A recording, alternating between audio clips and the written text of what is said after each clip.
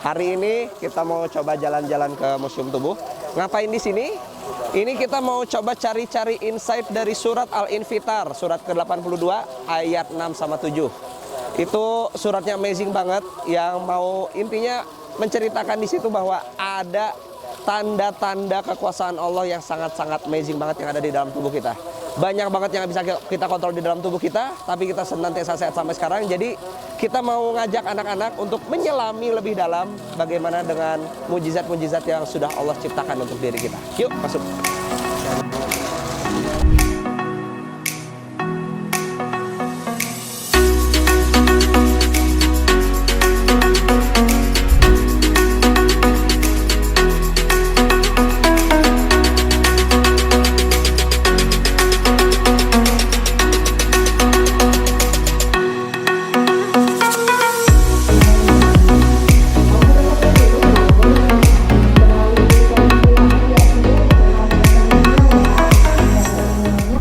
Nah kalau misalkan kemarin kita ngelihat ada apa tuh namanya tuh, nggak mungkin ya terjadinya ada puing-puing, 1000 elektronik puing-puing, ada angin, terus tiba-tiba berubah menjadi robot gajah kayak kemarin. Sekarang coba lihat, gimana bisa di dalam telinga kita yang sangat-sangat kecil kayak gini, tapi kalau kita zoom bisa sampai segede kayak gini.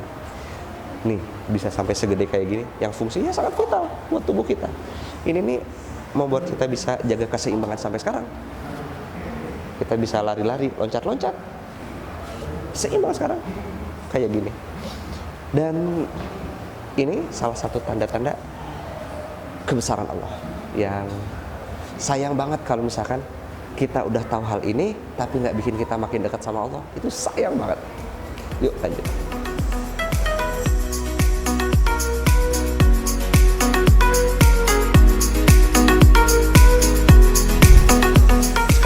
Kita Kak, saluran Eustachius itu saluran yang menghubungkan dari telinga ke hidung. Makanya kadang-kadang kalau nguap atau apa bisa ke telinga, ada rasa-rasa tekanannya telinga.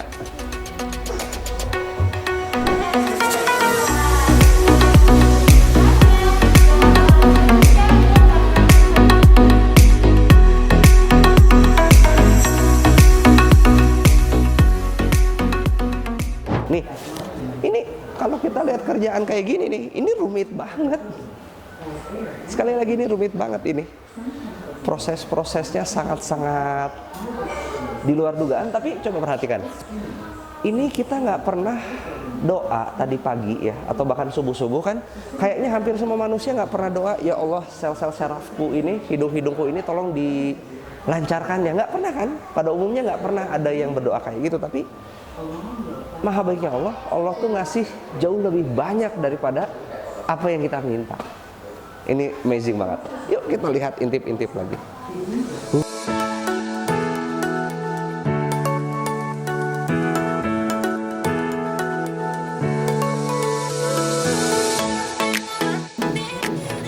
Jelas banget ya. Ini kan bagian dalam hidung, darah-darahnya.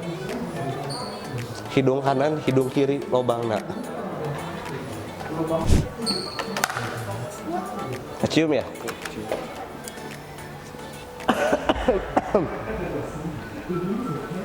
Mantap. Doser ya?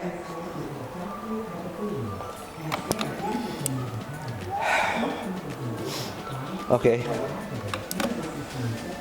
Kelenjar-kelenjarnya. Kelenjar lendir di hidung. Jadi kalau di hidung kadang-kadang ada lendir, nah ini keluarnya dari sini. Jangan terlalu sering dicabut.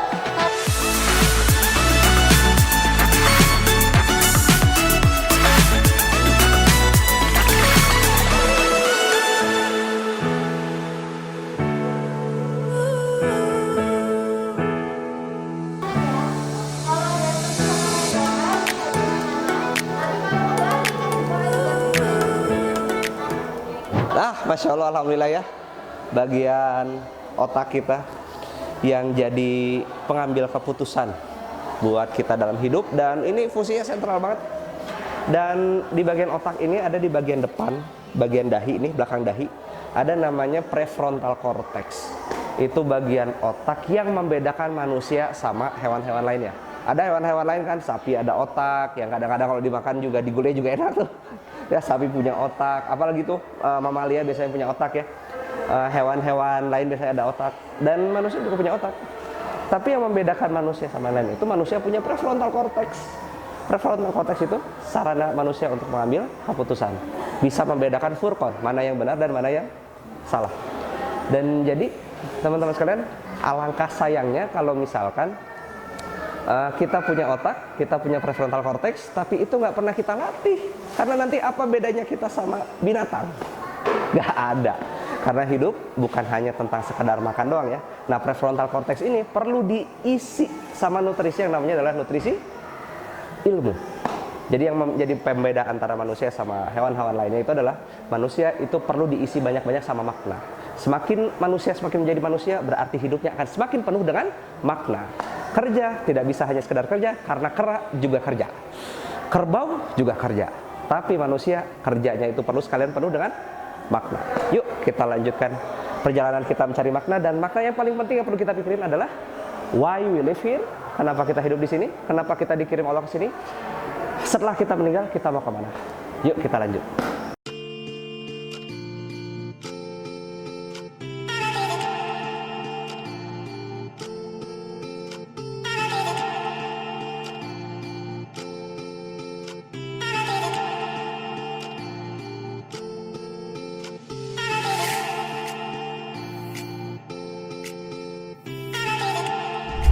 Mantap ya ini, dibikinnya bener-bener kayak gini. Niat pisan.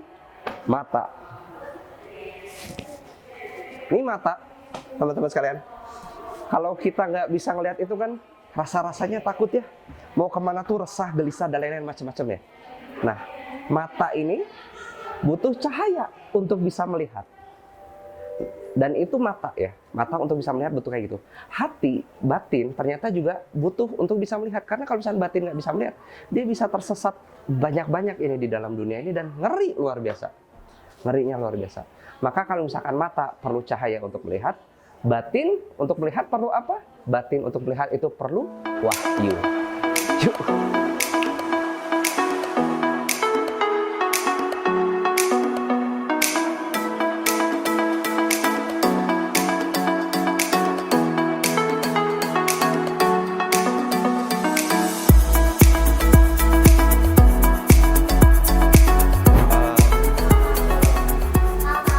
Mata ini nak, kalau di mata nak, ini yang kita isi sekarang ini isinya itu air, cairan mata.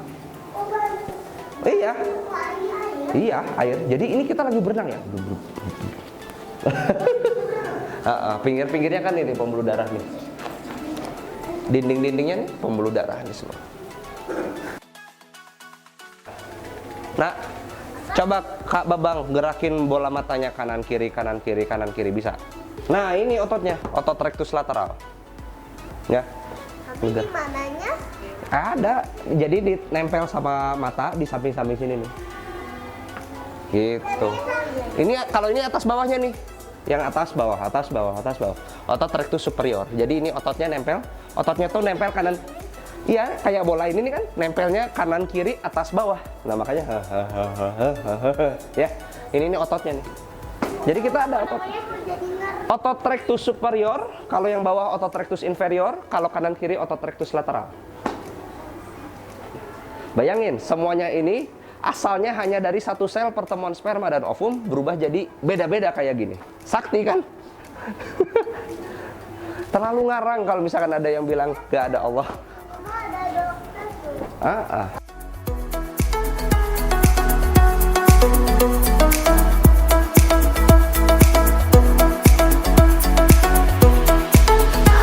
Dulu tuh saya tuh habis kuliah kalau belajar tentang skeleton gitu ya, saya tuh langsung mengasumsikan, membayangkan semua orang yang ada di sekitar saya tuh kayak gitu. Jadi gerak-geraknya tuh tulang, belajar otot ya kayak gitu tuh, belajar.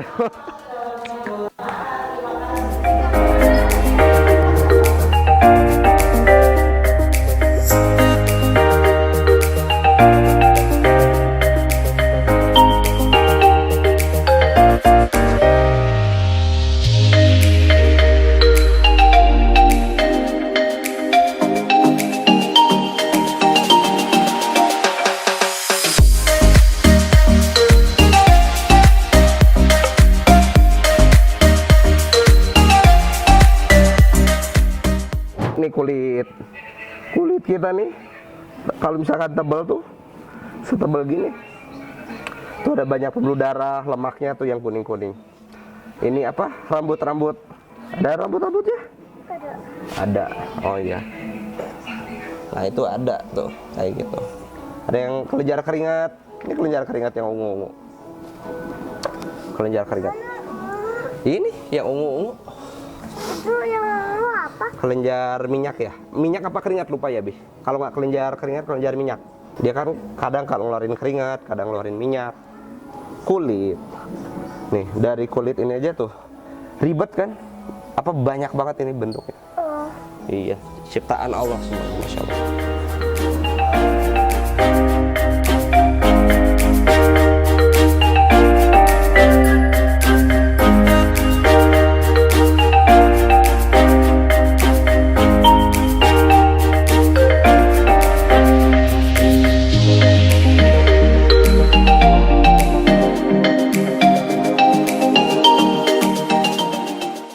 Ini aorta, jantung nih, aorta. Ini apa ya, vena yang gede tuh, lupa lagi namanya. Ini kan sumsum, tulang belakang, ini sumsumnya nih. Iya, tulang belakang nih. Ini kayak gini nih, jadi ngalir ke atas tadi. Aduh, udah lama banget, dulu juga belajar kayak gimana. Tuh, ini potongan jantung nih, cepret. Tuh. Jadi kalau kita ngeliat dari atas nih kayak gini. Nah, ini tulang belakang. Ini apa namanya? Hepar. Ya. Ini apa ya? Ini lambung. Gaster lambung. Tuh, kan nanti gini ya, gaster lambung. Ini hepar gede. Gede kan. Lumayan. Ya. Gede ini semua. Dan bayangin ini tersusun dengan rapi, sedemikian seimbang. Kayak tadi yang di awal kita bilang surat Al-Infitor ayat 6 dan 7. This is it. Jadi masuk ke sini nih kayak kita sedang mencoba tafakur surat Al-Infitor surat ke-82 ayat 6 dan 7. Keren.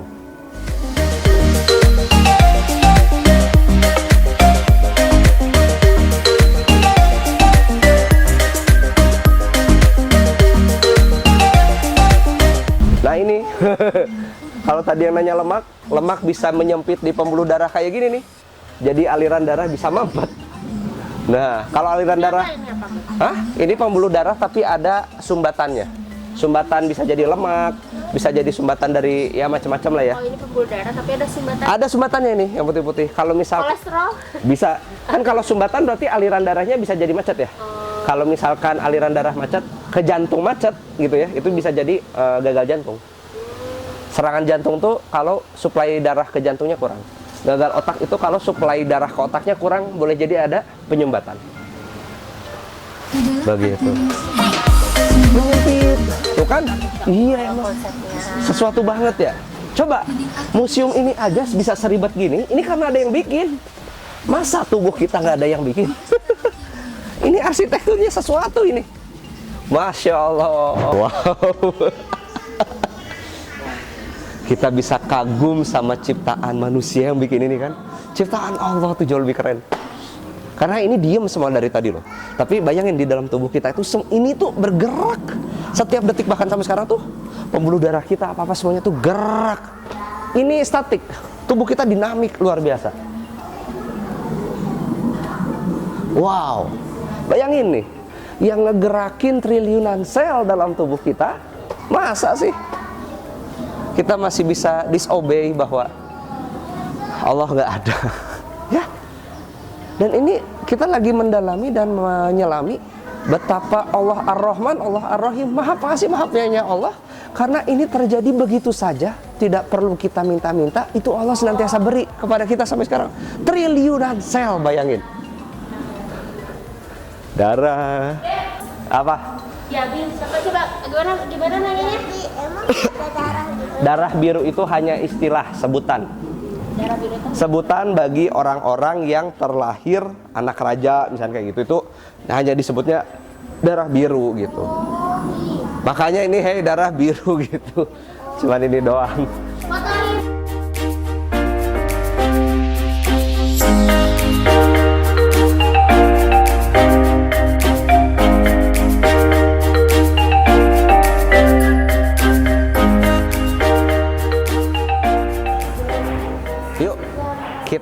perlu latihan untuk gimana caranya bisa seistiqomah jantung dalam melakukan kebaikan.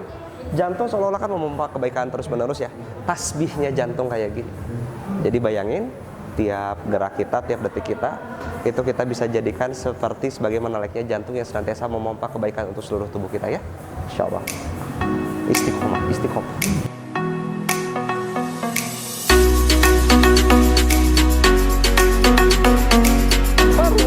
Buat kita bernafas sayang, masuk hidung, udaranya nanti ke tenggorokan.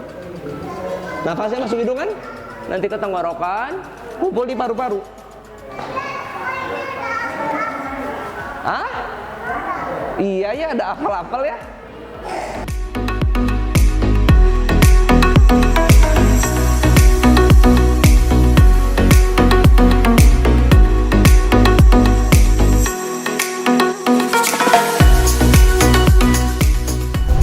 Nih, tahu nggak?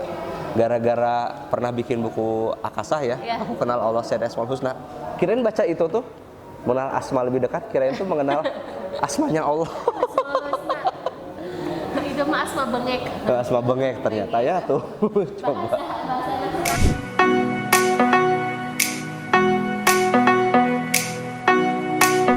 Ini makanan ke lambung, terus ke sini 12 jari. Nanti surut, khusus besar nanti.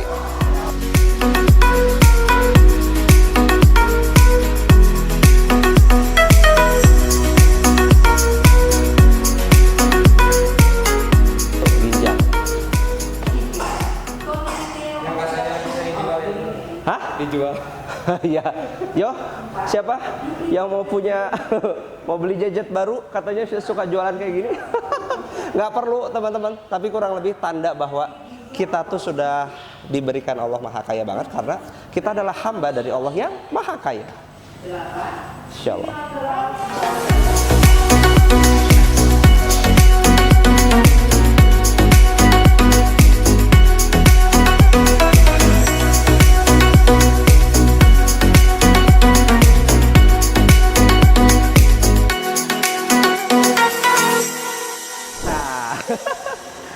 Ini apa-apa yang kita makan, besok pagi itu biasanya udah langsung keluar kan. Jadi sayang banget teman-teman kalau misalkan kita makan, hidup hanya sekedar untuk makan gitu ya. Tapi itu sayang banget karena apa-apa yang kita belanja itu besok udah jadi kayak gini lagi. Jadi makan itu, bagaimana caranya makan biar bermakna, kita berharap dan berdoa semoga makanan yang kita makan itu bisa memberikan energi-energi untuk berbuat kebaikan jauh lebih masif lagi, jauh lebih baik lagi. Itu, jadi bukan hanya sekedar makan, karena nih ya, kita lihat bentar lagi juga ya, tuing, keluar gitu. Beneran ada yang keluar dong.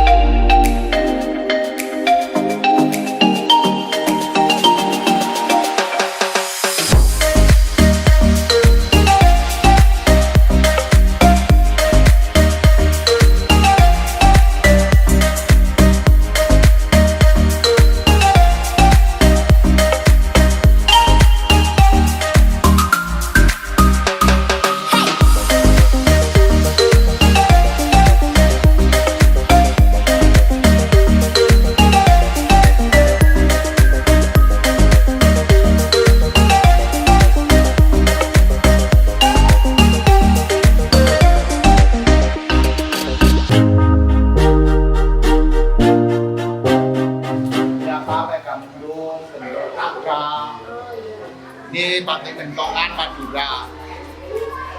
Jadi disebut batik kentongan karena buat warnanya kayak dimasukkan gentong, terus ditanam di tanah. Di gentong itu ada pantau warnanya, ditanam di tanah selama 3 sampai 6 bulan. Ya warnanya bertahan sampai puluhan tahun, harganya paling mahal ini di antara batik-batik yang lain. Ini warnanya pakai bahan kulit buah manggis. ya. Di Alhamdulillah dengan patungnya dari Keraton Yogyakarta. Tahu nggak namanya apa itu? Loro Blonyo. Ini toppingnya udah Yogyakarta udah pengaruh apa Kesultanan Turki Ottoman. Makanya gelarnya dia Sultan. Toppingnya ya topping taruhan. Ya pengaruhnya Turki itu. Mereka benderanya ya bendera bulan sabitnya itu Ottoman. Nah ini supaya keluarga pasangan suami istri selalu rukun harmoni. Ya boleh foto di sini selatan. Bisa ini kalau orang Cina seperti dari ya ini ya seperti ini zaman itu pakai seperti itu. Kalau mereka udah pakai kempet, tahu kempet ya, itu udah ada pengaruh Islam. Kalau zaman itu masih gitu, tapi ini patung yang paling indah dan masih utuh di zaman itu. Ya, yang asli di Museum Nasional Jakarta dari batu Kuala Bintang yang dari batu Kaliaja. Ini patung Ganesha, simbol di mana ini orang Bandung tahu. Oh ya. Simbol ITB, tapi patung Ganesha ini justru banyak ditemukan di Jawa Timur. Yang sekitar Batu sini dari zaman kerajaan aslinya ya? berdiri Singasari. Kalau yang dari Singasari itu banyak hiasan tengkorak. Tengkorak kepala manusia karena raja-rajanya beragama Tantrayana. Setiap ritual mereka mengorbankan manusia. Itu. Yang upacara penempatan raja juga dilakukan di atas tumpukan bangkai manusia. Itu. Oke, terima kasih sampai di sini, monggo.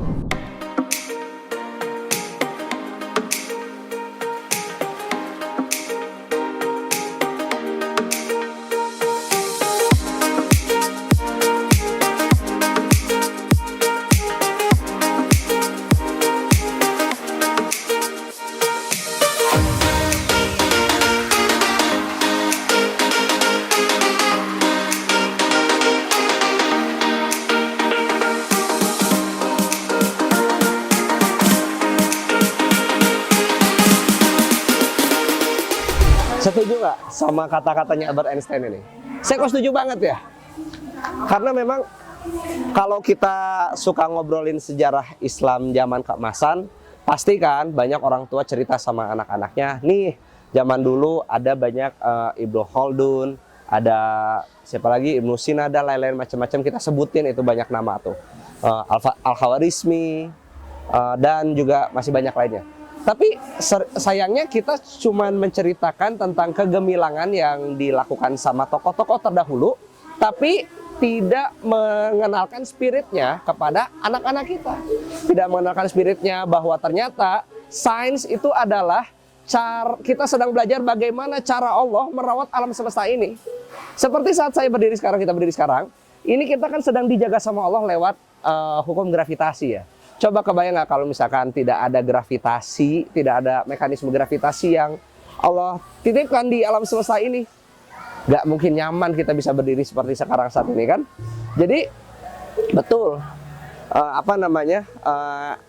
kalau kita memahami Islam, pada dasarnya kalau kita melihat sains itu adalah ilmu tentang bagaimana kita melihat bagaimana cara Allah merawat alam semesta ini. Dan sebaliknya saat ini zaman di mana sains dan teknologi sedemikian berkembang, tapi tanpa ada agama, jadinya nubruk kemana-mana. Saat ini mungkin yang lagi dekat adalah masa-masa metaverse. Metaverse tanpa adanya etika ya, ini bahaya banget. Ini banyak banget buku-buku yang sudah ngebahas bahwa perkembangan sains dan teknologi yang sedemikian kencang saat ini sayangnya tidak dibarengi dengan kematangan kedewasaan, maturasi. Sehingga apa? Coba bayangin deh, kalau nanti di metaverse, industri pornografi juga berkembang, kira-kira kayak gimana?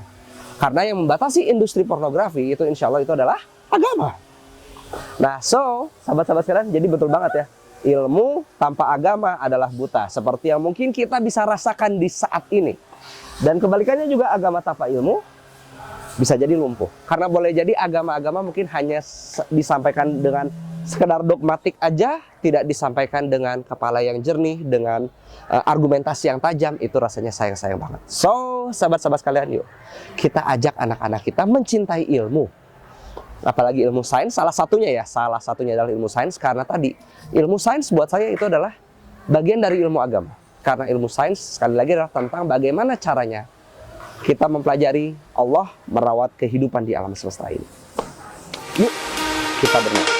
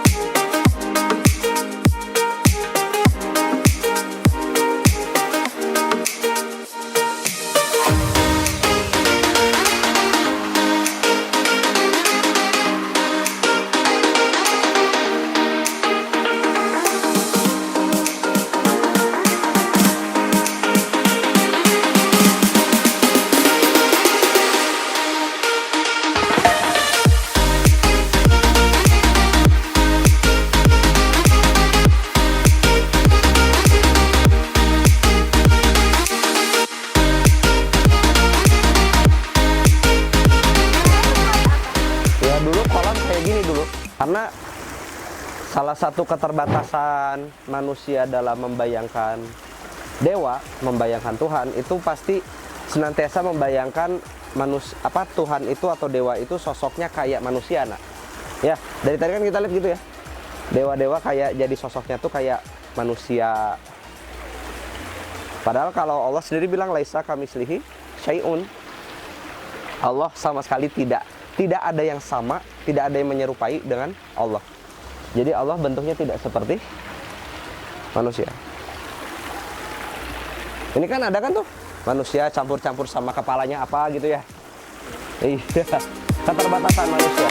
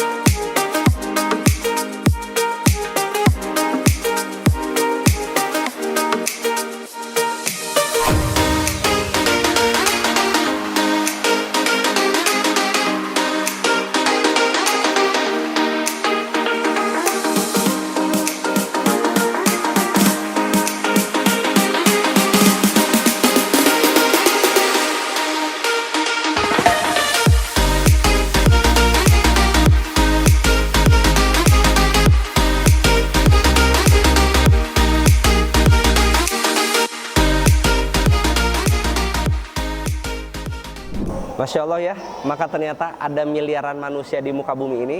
Maka bayangin bagaimana cara kerja Allah merawat seluruh kehidupan manusia di alam semesta ini, miliaran itu digerakkan dengan sedemikian menakjubkan seperti tadi.